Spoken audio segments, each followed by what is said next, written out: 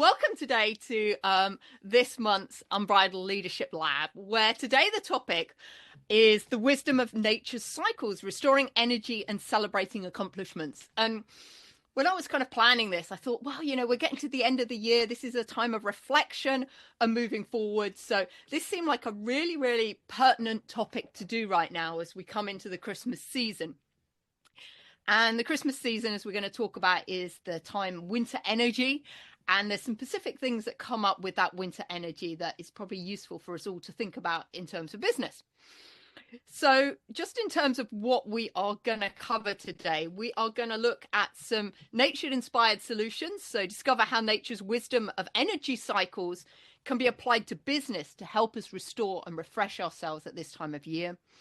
We also like to give you lots of actionable strategies to help you leverage the energy of the seasons. And hopefully we can engage in some collaborative insights and some meaningful discussions around the topic. So that's what we're going to be doing today. You will get a recording of this afterwards. So if you don't want to make any notes, I see you being very diligent there, Anne, you're fine. We can send you the recording afterwards. That's fine. But I thought I'd kick off with this quote from Lao Tzu. Nature does not hurry, yet everything is accomplished. And that just seems so appropriate right now because we're getting into, or we are in the depths of the winter season. And I've got to say, I'm super happy that the end of next week, I believe, end of next week is the shortest day of the year because it feels like winter's been going on for a long time. I have some horses, Mike, and that you can imagine at this time of year it's dark by 3:30, and if you're also working outside, you get that the day seems very short. So I just love that nature doesn't hurry things, yet everything is accomplished. And yet in business, we are very, very remiss at doing this. We seem to go through life at 20,000 miles an hour. We go through life basically at the same, almost I'd like to say the same level of energy. If you imagine it's a bit like your foot on the accelerator and your foot's down and everything keeps going. But we know from nature that nature doesn't work like that. Nature works in cycles. And it's so important that we recognize within ourselves and within our businesses of this need to have these peaks and troughs in our business to slow down and hurry up when we need to. So I've pulled a lot of this information today from my book Unbridled Business, which is about how we can leverage nature's wisdom to reinvent the whole way that we're running and leading businesses in the 21st century, because I think there's so much wisdom. And actually, I talk a lot about nature has a blueprint for a better way that we can lead and run businesses. So I thought I would kick off with this slide that I hired a cartoonist to create a number of cartoons for the book. And I love this one that he had here with the horse looking through the window going, "We are all dependent on one another. You ought to try sharing information too," as he looks into the boardroom of a meeting, and the horse in the background going, "Forget the silo mindset," because nature really, really understands the value of everything being interconnected. But a lot of the clients that I work with seem to regard their business all as separate silos. And therefore, we tend to lead to this independent mindset, driven often by egos. And everyone starts competing against each other within the organization rather than collaborating for its success. And I think nature has really, really mastered how to work together collaboratively. And we see in nature a lot of symbiotic relationships happening where nature understands the ecosystem principles, that one part of nature supports another part of nature that supports another part of nature, and therefore this interdependence, and one can't exist without the other. They've all got to cooperate together. So I just really, this cartoon just makes me chuckle whenever I see of it. And in business, we tend to have these boom and bust cycles as well, where we see this right in the economic situation, boom and bust, boom and bust, boom and bust. So we know that cycles exist within business. We just don't think about them in the same way that we do with nature. because nature has quite a lot of regularity to the cycles that exist within it. Whereas in the economic situation in businesses, often we're not quite sure how long those cycles are going to be.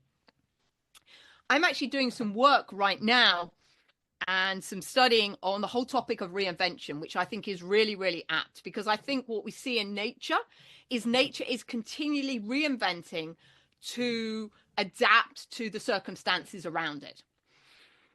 And yet we often don't see that in business. And there's a piece of research that was brought to my attention recently, which was in the past, maybe the average lifespan of a business could be anything up to 75 years.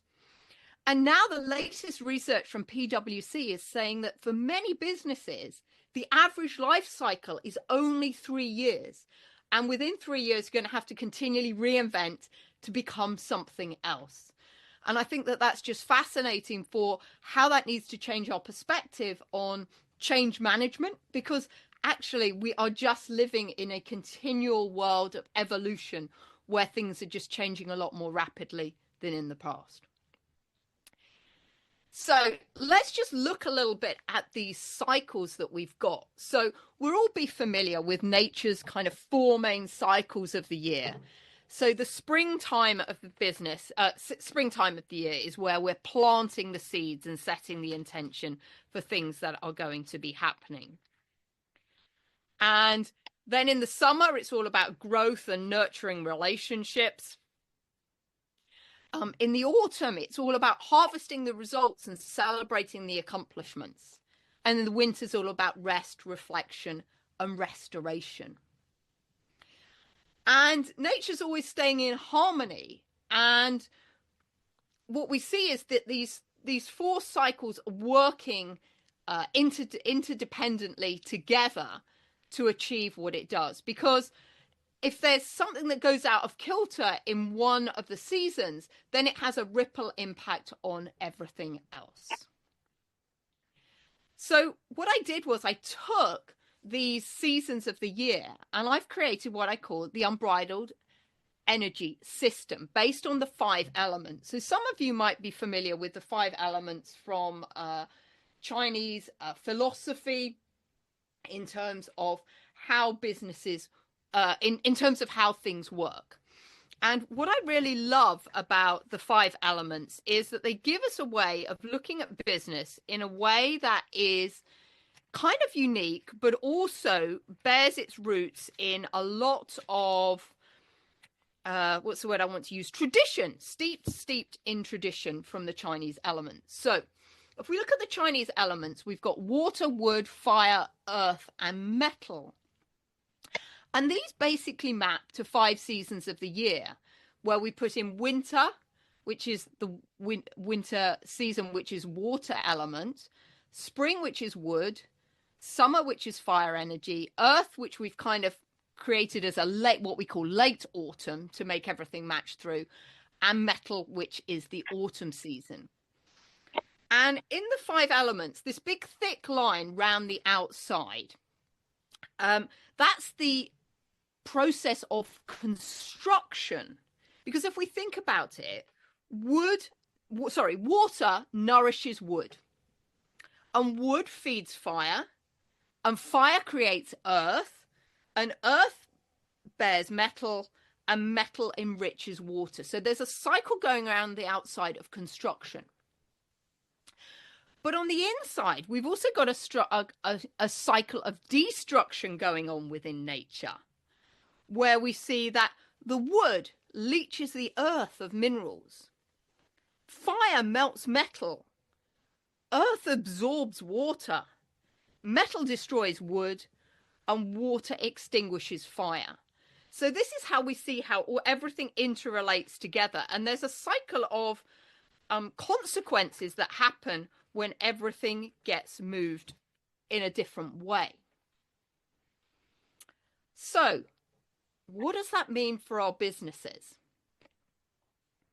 Well, when we look at these energies, we see that each of the energies has something different happening about them. So when we think about water energy, Water energy is all about duality. It can be fast and it can be slow. It's an energy that teaches us, this water energy of winter, about rest and sustainability. It allows us time to reflect and learn and move on to a higher level of success. And that's what we're just going to be looking at a little bit later on. And it's this energy that drives our willpower and our purpose. And it gives us our mojo and is responsible for our well-being. And this winter time is really a time where we get to reflect on what's happened in the year. And either this can be a time of success, a time of plenty. If we think about the farming cycle, you know, winter is either a time where we've got lots of grain in the store because we've harvested it and we're well prepared for winter, or it might be that it's a time of struggle because actually our crops haven't been as well, as fruitful as we had hoped throughout the year. So water is this time for really pausing in the winter and thinking about what's happened and seeing the results of how the year has gone. And that's what we're going to be looking at in our business today. So the wood energy is associated with spring, the start of new ideas. It's a chaotic time of new beginnings and growth, and everything's fresh and alive. And it's a time of ideas and innovation of how to get things done. And what I see in business is a lot of people planting these new ideas, but actually what we need time is these new ideas to grow. And we live in a very much instant gratification society, I think you can agree, where we want everything now. And in business, I see a lot of time us planting ideas, but then we're literally pulling up the shoots before they have time to take hold. Then the fire energy, which is summer, is a lot of heat and expansion. It's a time of relationship building, energizing team members. This is a time of where we really kind of grow our business. You know, we've planted the ideas in the spring, and now they're beginning to come to fruition in the summer. And then we move into late autumn, the earth energy. Well, we've done a lot of the work. And this is a kind of slower time with less growth. We typically find the energy that characterizes this time of year as ones of groundedness and stillness and caring and looking after our suppliers and our stakeholders. Maybe it's a time for building relationships like joint ventures and collaborations. And then we get to the metal energy of autumn. So that's the culmination of all the previous seasons. And this is the time when we really get to harvest what we've done. And there's a bit of detachment and efficiency going on. And actually, autumn is a time of no waste because actually we've got to get everything done in a really, really efficient time. And just like the seasons, people have these different seasonal energies within them. So we find people with a lot of metal energy are super efficient and they don't want to waste a penny of what they've got. So we've got these different energies where we're moving from creation to connection to consultation to calculation to contemplation. And that's how everything works within business. So then what we've done is we've mapped these energies over to what does each of these energies really mean for your business? What's going on at each different step? So let's start with the water energy. Water energy is all about why we are doing the business. What is our purpose? Why are we in business? What's the difference that we want to make? And the why, having a really clear why on our business is so important for our customers so that they really understand what is happening in the business, why we're doing it. We know that people like buying from purpose-driven companies. So they want to know why we're doing what we're doing. What's the difference that your business wants to make? And really important as a business that we get clear on this because our team members also want to know why we are in business. What is the difference that we really want to make in the world? Because that's what they buy into. That's what keeps them engaged. That's what helps them pull in the same direction. And then the wood energy is all about the plans that we've got in the business. What strategy are we using to operate the business in? So we're always answering the question with what with wood energy. And then our fire energy relates to people. Who are we working with within the organization? Who are our customers or our clients? Who are our team members? Who are our stakeholders? Who are our suppliers? Really, really important that we get clear on that as well. And then our priorities, which is the earth energy. Where and when should we focus our activities? This is kind of related a little bit to what, are we a online business? Where are we delivering? Are we delivering online or in person? When are we delivering? And then the fifth, the metal energy, is all about the processes. How should we organize things? And do we have the right systems in place to improve them? So every business needs a combination of these energies to prosper and succeed. And hopefully you all recognize that within a business, we really need to be clear on our why, what, our who, our where, when, and our how. Because what happens if any of these areas are not aligned, then the business falls into disharmony or dis-ease. I love the word disease, D-I-S, and if you think about it, dis and then ease, E-A-S-E. So the business forms into dis-ease, i.e. a lack of harmony, when we don't have everything aligned. And in the worst cases, we find our businesses imploding. And we find this happening when leaders tend to be focused on the short-term game rather than the long-term game. So nature really understands the importance of playing a long-term game. Nature doesn't just think, oh, I'll get what I need right now, and all the other entities around me, all the other plants and wildlife, it's all about me. No, nature doesn't think like that. Nature understands that everything is an ecosystem, and how one plant survives is dependent on everything else. And if we just think about a plant for the moment, a plant out in the woods, it survives. Obviously, it needs water, but where does it get that water from? Often it's from the network of root systems that are operating under the soil. They're invisible. We don't see them. But that is where the plant's getting a lot of their moisture from. So if those other trees weren't around them, then that plant wouldn't survive. And isn't that just an interesting concept to bring into business? What would happen if we stopped understanding that business all needed to interrelate together to work effectively?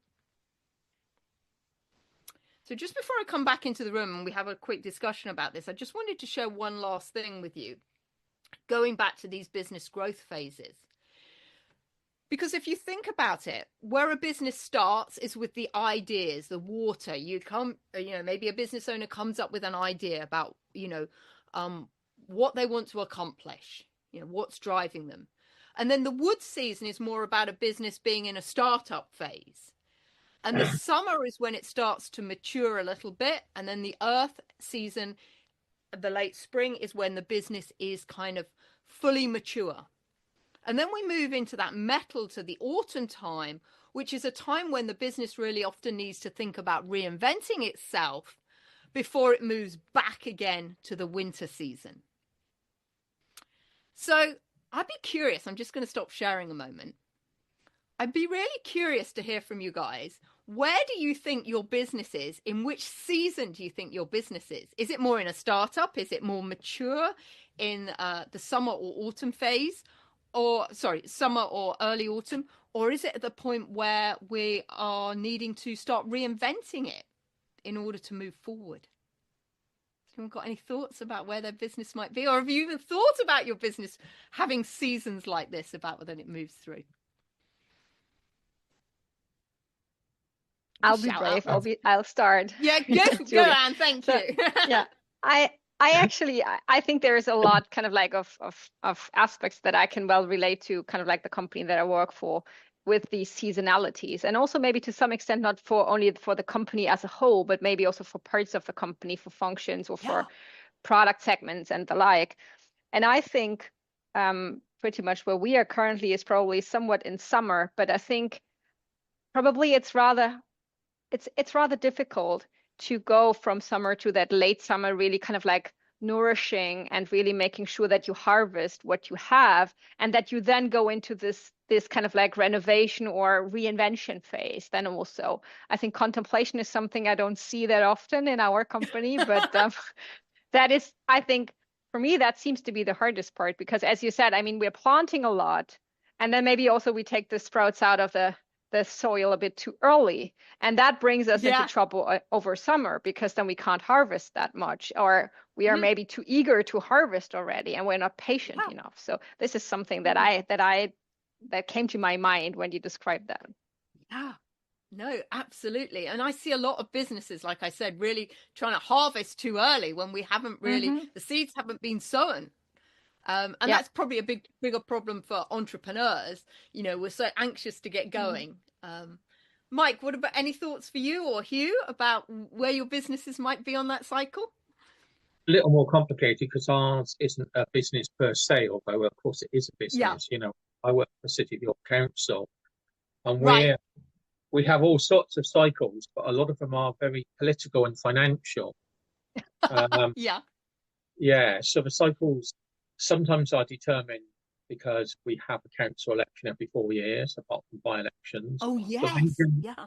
general elections get called and mayoral Mm, elections now, and all these things mean that plans that we may make sometimes have to be put on hold because we have, mm, it's not called purdah anymore, it's called pre-election period, during which time we're not allowed to sort of do anything that might at all be controversial or in any way might mm. be seen to benefit or harm any of the political parties.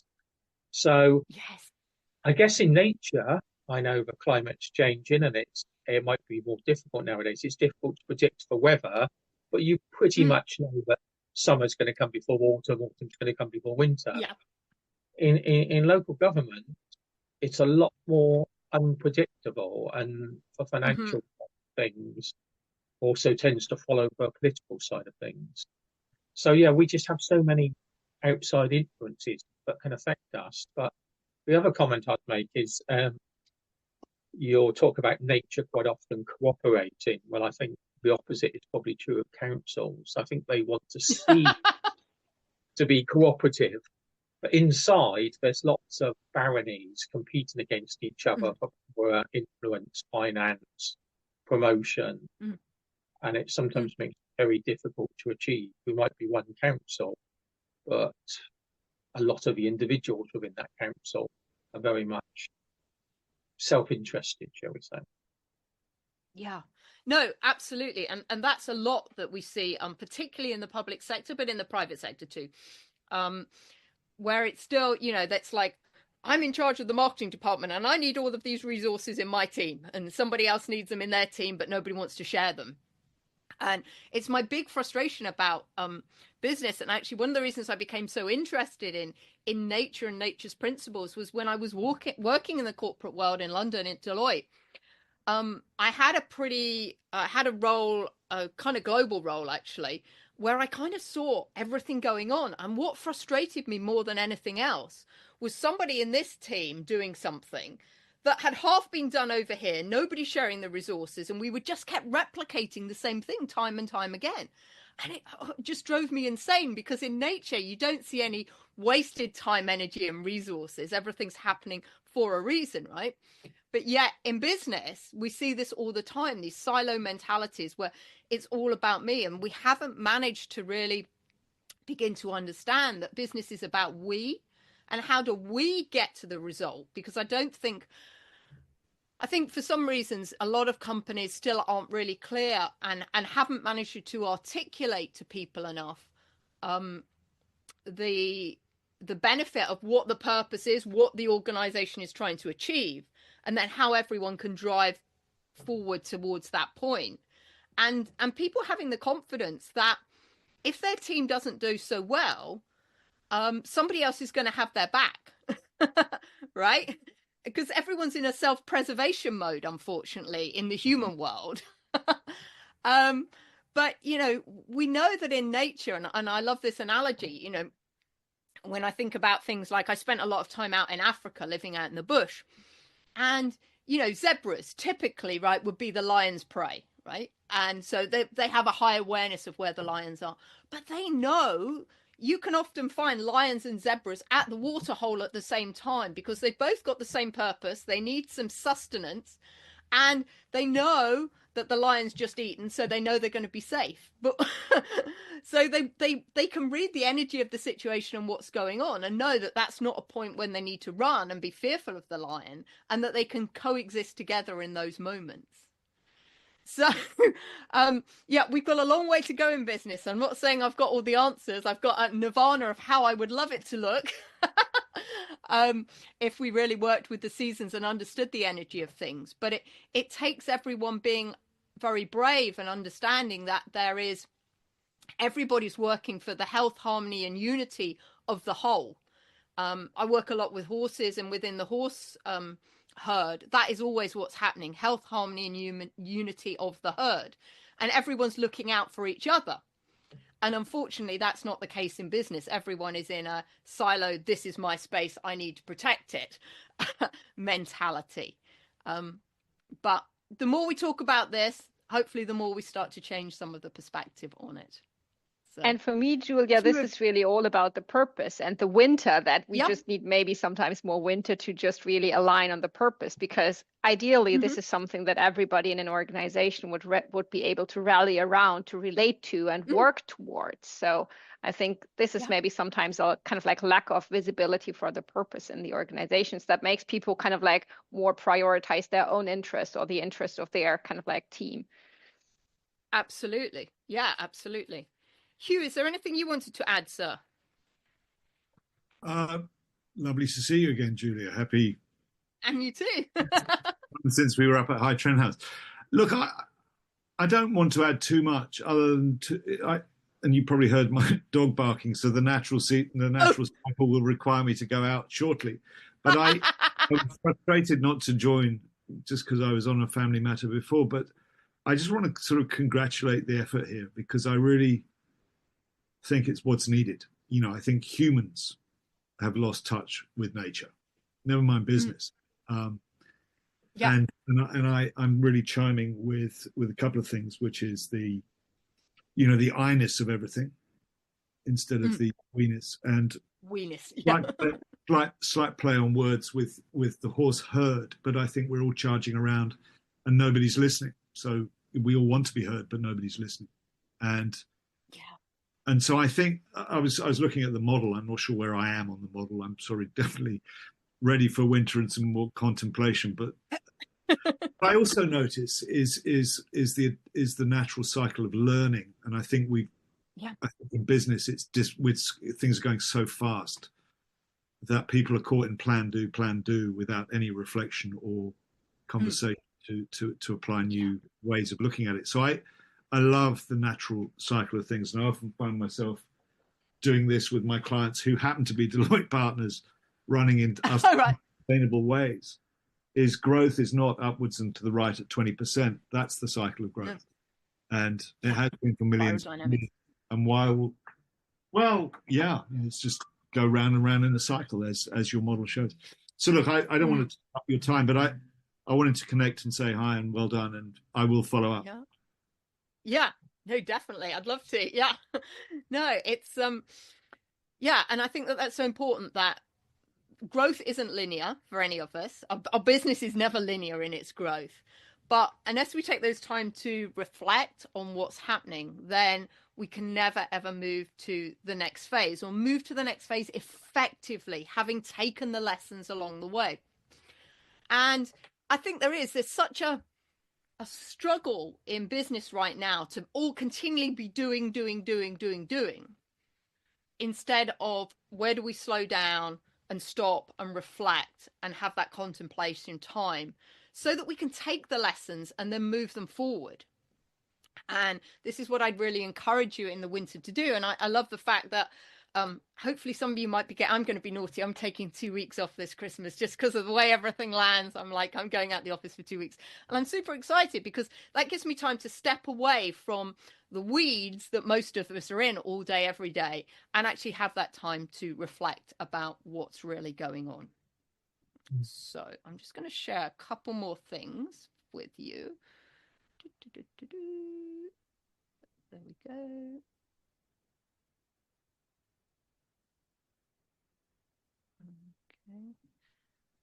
There we go. All right. So just to mention this before we move on to the next section is that remember that, you are part of the organization and how you show up is impacting the team, the division, the enterprise, and the stakeholders. So I just wanted to just leave that thought with you because everything creates this ripple effect around us. And, each team member, even at a more granular level, we're all comprised of a series of cells that interact. And, our human health only works when we keep everything in balance in homeostasis. And it's the same with the organization. Like we said, the organization only thrives when everyone is aligned and pulling together in the same direction. And when the conflict arises and when that doesn't happen and we get teams and businesses misaligned, that's when we see the poor performance, inefficiencies, and lack of productivity. So let's just talk a little bit about here restoring energy through the winter. Because this is really a time for stillness, replenishment, and preparation for growth. And I think it's just ironic, actually, that a lot of people tend to, where they can, I know it's not possible for everybody, take some time out over the Christmas period to this rest and relax, because leaders need to do this, to pause, to avoid burnout. And I just love in the horse herd that the power of the pause is so poignant, because whenever danger arises in the horse herd, the first thing they do is pause and reflect before they decide the course of action they're going to take. So they have this period of discernment where they decide what's going to happen. And in this period of discernment, they're really making a couple of decisions. They're deciding, is that a mountain lion that's approaching that means I need to run? Or is that just a little tabby cat in the undergrowth that's never going to hurt me and I can stay where I am? But the problem, I think, in business is immediately when we see something that we think might be danger, we immediately react and we start running.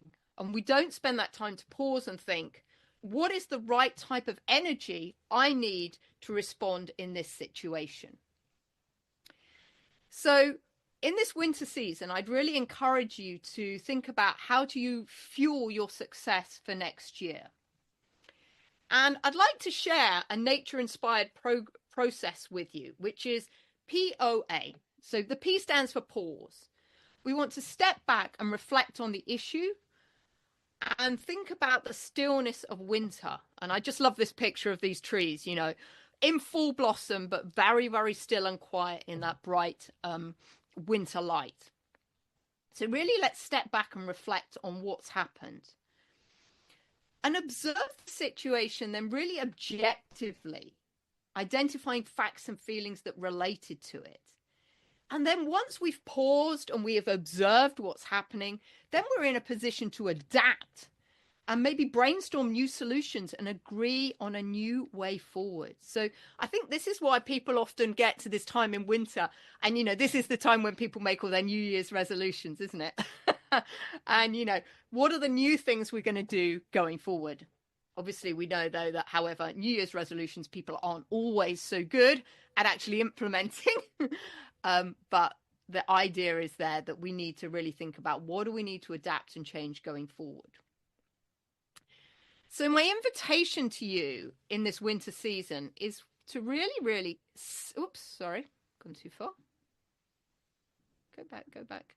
Is to really celebrate what you have achieved in 2024. Remember, we said the winter season, we have two things going on. We're either got this this barn full of grain, we've had some successful harvest and we've had an amazing 2024, or the barn's a little bit depleted and we're like, okay, business wasn't as good as we had expected. We don't have as much revenue in the bank, as much profit in the bank. So what do we need to do differently? But for whatever the situation is for you, really, really spend time with you and your team to celebrate the great things you've achieved in 2024. I think as business leaders, generally, we are very, very poor at celebrating. We are great at going, oh, we could have done this better, or we could have done this better. But please, this energy of celebration is so important to help galvanize our team to move back into the spring season. So let's celebrate all the great things you've achieved in 2024. And, you know, something I'd encourage you to do is have some sharing circles with your team members and get them all to bring to the table something that maybe they've personally achieved this year. Myself, you know, between now and the new year, I will spend some time really reflecting on what those celebrations are. What are the things that I've done really, really well this year? As well as having a look at the things that maybe didn't quite go as well to plan. I will have got learning from them. And what, importantly, I want to celebrate the learning I can take from the things that didn't go to plan. Because that's where the lessons are, and that's where the growth is going to happen for next year. Also spend some time being really, really grateful for what has happened in 2024. Gratitude is such an amazing energy to get into. In an ideal situation, we would practice gratitude every day. What are 5 things we're grateful for today? It really changes our mindset about how we feel about what is going on. And related to that, you might want to encourage your teams to do a gratitude circle where they share with each other what is one thing that they are grateful for each colleagues. So it's effectively like a positive feedback loop for our team members. And that, again, can be super, super powerful as a ritual that we can do here in the winter season. And the other thing I'd love you to encourage you to do is, as we said, winter is about restoring energy. I'd love you to think about which energy do you need to restore? So I'd like you to think about energy on 4 different levels: physical, emotional, mental, and spiritual. Because a lot of us, when we think about restoring our energy, we think in terms of physical energy. So things like diet, exercise, and rest. So what does overuse look like? It looks like exhaustion. And underuse looks like lack of movement. So I don't know about you, but during the storm at the weekend, I was definitely in underuse, a bit of a lack of movement, hanging out on the couch, not wanting to go outside and hunkering down, right? And the overuse is this exhaustion, which a lot of us are facing as we get to the end of the year. And I love that we see a lot of animals in the winter. They physically hibernate, right? They go into this lack of movement in order to conserve their physical energy, in order to nurture them through the winter season when they don't have the foods. Energy is also emotional energy, and this comes from connection with other people. So overuse of the emotional energy, it looks like disconnection from self, and underuse looks like disconnection from others. Then we also have mental energy, and that's all about curiosity. And an overuse of mental energy looks like analytical overload, and an underuse looks like boredom and frustration. And then we've got spiritual energy. So this is all about your purpose, the why that we were talking about with that winter energy. And overuse maybe looks like sometimes we're always focused on the cause, and underuse looks like you're disconnected from meaning and purpose. So one thing I'd like to invite you to do is think about what is a positive energy ritual that you can do to replenish each of these different types of energies. Because what I often find is when I say to people, this is a great time for restoring energy, although clearly we need to be restoring energy throughout the whole year, otherwise we don't have the energy to get through the cycles. We need to restore the right type of energy. So a lot of times I see people trying to restore physical energy when maybe it's their emotional or mental energy that they need to be replenishing. So a really great thing to do is just think about which of my energies is depleted right now, and make sure you replenish the energy in the way you need. So if you're feeling like you're feeling a bit depleted in terms of emotional energy, that means that you might need to go out and spend time with friends and family to reinvigorate that level of energy. So just very interesting to think about, how do we replenish our different types of energy? And finally, I just wanted to share with you a goal setting framework for going into 2025. And the easiest way to do this is just to grab a piece of paper and put 3 columns down it. And in the first column, we want to put seeds to plant. These are the new ideas, the things that we want to get happening during 2025. So just like nurturing and the seeding, planting seeds in the ground that will come up next year, we want to be doing that with our business, thinking about what are the seeds we want to plant, the new ideas in the business. In the second column, I'd love you to think about what are the weeds that we need to remove, the obstacles that are going to prevent us maybe getting those seeds to fruition. For some of you, that might be the bureaucracy in your organizations, the politics. Some of the weeds we can remove. Some of them we might not be able to remove. So what's our plan for getting around them if they exist? And finally, in the third column, we want to think about what do we need to do to nurture the soil that we're planting our ideas in? In other words, what support systems do we need in place in order to get the new ideas to fruition? And they might be people, they might be resources, but what support do we need in order to achieve that? And I just love this goal setting framework because it just so clearly aligns with the way we need to do things in nature, to plant, to weed, and to nurture. So with that, I'm just going to stop sharing and just see if anyone's got any comments that they want to add in. Anything that came out of that you're like, oh, that's a big aha, I'd like to do that.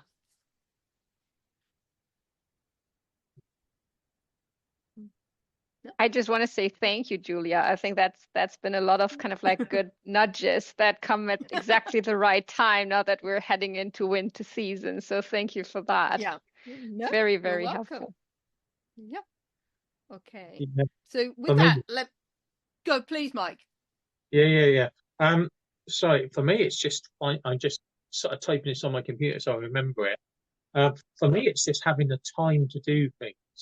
I mean, in local government, because of the cuts and everything, I'm now doing like people's jobs, and if anybody's off, I'm doing their job. So it's just having that time to reflect that I used to have, and I could plan strategies, ways forward, develop people, but suddenly you're just so bogged down in the day job, but you don't get much to do that. And I'm thinking you're very fortunate and you've got 2 weeks off over Christmas. Unfortunately, I've got like 2 days off, 1 day at work, 2 days off, 1 day at work, which means that I can't really get going with anything very much. Yeah. And that's the problem. Usually Christmas, New Year is the time, as you say, we all reflect. Maybe some of us make plans, resolutions, whatever you want to call them. But I don't think I'm going to have that this year. So I've got to think, how can I find a little bit of time to myself to start thinking ahead?